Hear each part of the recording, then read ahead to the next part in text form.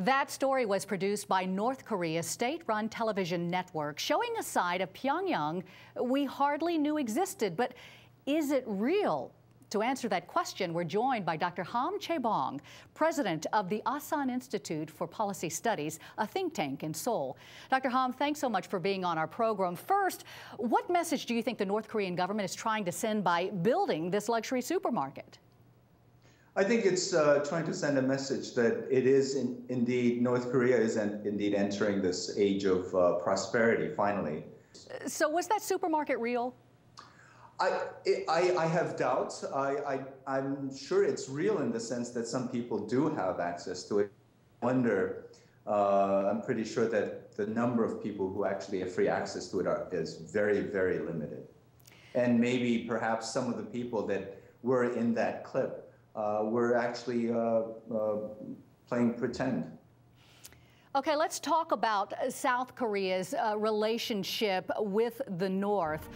President Myung-bak came into office promising a tougher line against North Korea, and he's pretty much stuck by it most of his term. But it appears that he may be now changing his tune. Why? You know, in terms of inter-Korean relations, I think the basic principle is not so much what kind of ideology or what kind of line you stick to, rather it's what kind of concrete progress can you make.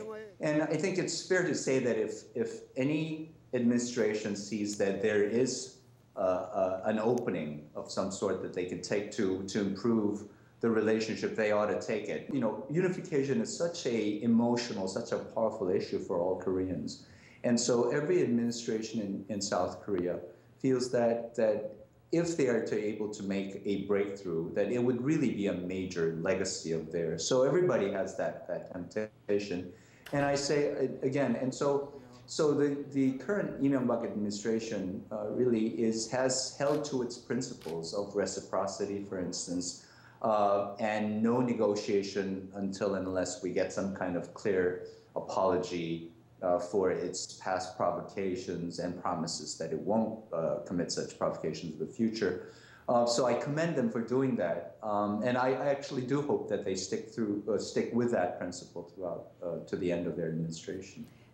But next year is certainly going to be an interesting year. A lot of changes throughout Asia. I mean, there will be a new president of South Korea, a full-scale leadership change in China, North Korea's main ally, and if all goes well, Kim Jong-un will have consolidated himself as his father's successor. So do you think any of these changes will provide maybe that window of opportunity to develop a more cordial relationship between the North and the South?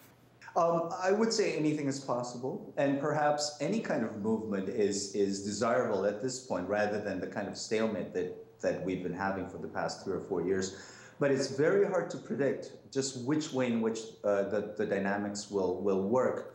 For instance, some people, many experts actually attribute the kind of provocations that North Korea has committed last year to the fact that this is Kim Jong-un trying to burnish his image as a possible successor. So if that is the case, if there are some internal political reasons by which North Korean regime feels it needs to actually make even more provocations, then I think we will even have less of an opening.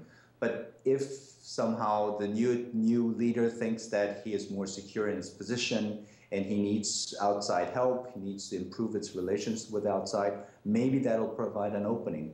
Or whether that'll be next year or the year after or much further down the road, it's actually anybody's guess. Dr. Hahm, thank you so much for your insight. Much appreciated. Thanks for having me.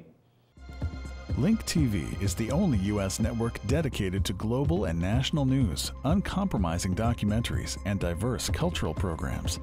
Programs which connect you to the world. To learn more, visit linktv.org.